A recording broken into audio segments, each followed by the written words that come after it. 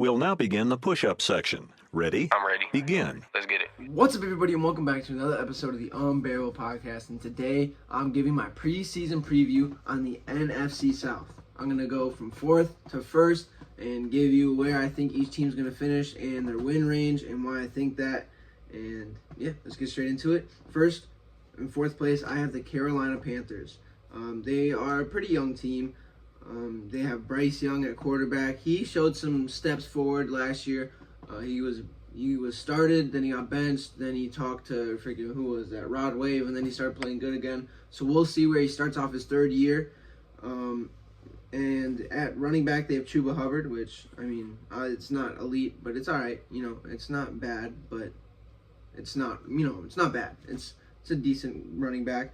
And then their starting wide receiver is Tatoria McMillan, with Adam Thielen backing him up and Xavier Legette in the wide receiver 3 spot.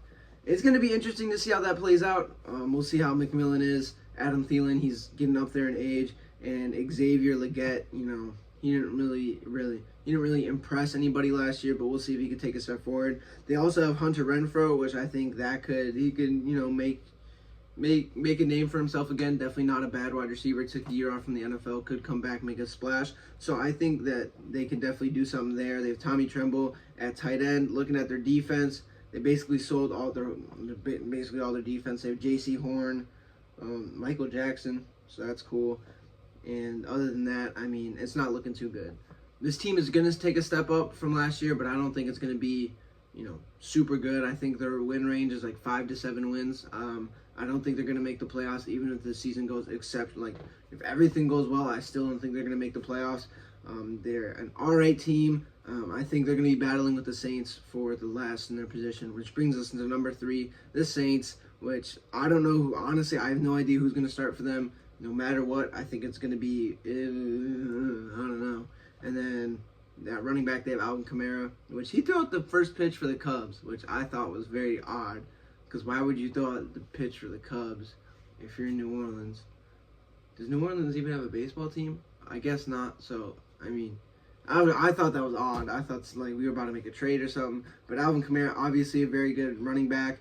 They have a good wide receiver in Chris Olave. But other than that, not too many weapons. They have Juwan Johnson at tight end. But, their quarterback situation needs to be figured out first. And it doesn't look like that's going to happen.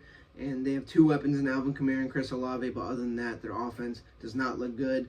And looking at their defense, they have a pretty good defense. They have Kool-Aid McKinstry, Justin Reed.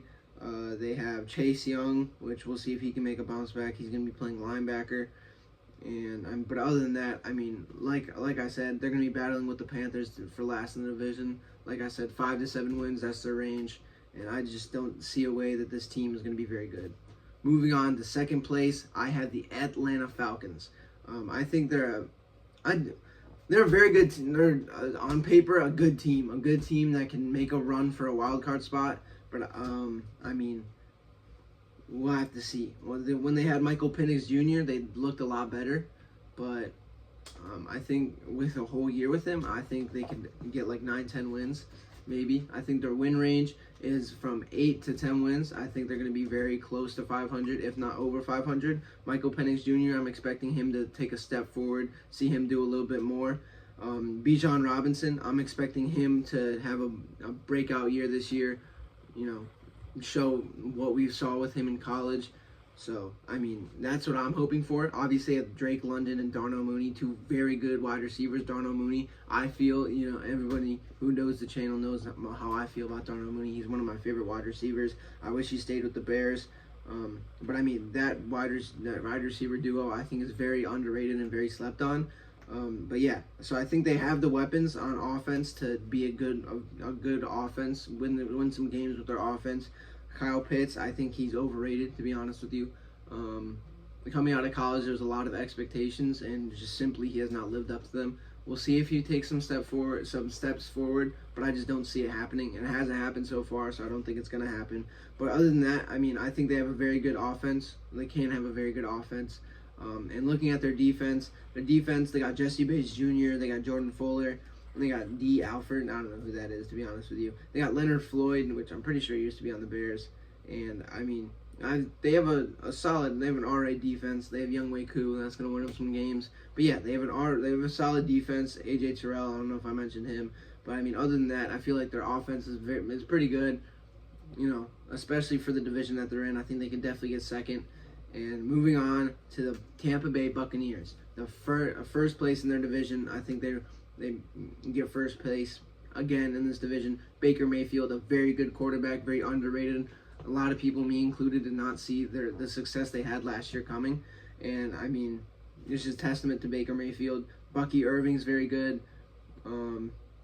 Mike Evans is very good. Chris Godwin, you know, obviously the wide receiver core, if they stay healthy, I think they could be a very, very dangerous offense. Last year they got around like 9-10 wins. I think they have the same range for this year. I think the lowest is like 9 wins, highest is like 11 wins. I think they're a very good team. I think they're going to win this division. It's not a very dangerous division. I don't think a lot of people are scared of the NFC South.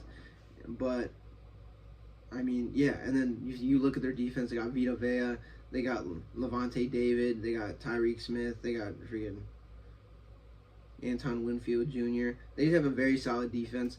There's really, in my opinion, I don't think there's like a top defensive guy. I mean, they have Vita Vea, so I guess that's their top defensive guy. But I feel like they just have a very solid, well-rounded defense, and I think their offense is very good. And this is just a very slept-on team. I think they can make not a deep run, but I think they can surprise some people in the playoffs, and I think they're going to be a very good team and win this division. So that's my preseason preview on the NFC South. Next episode, we're doing the NFC West, and until next time, don't forget to bear down. Kalu, Kalei, what a wonderful day.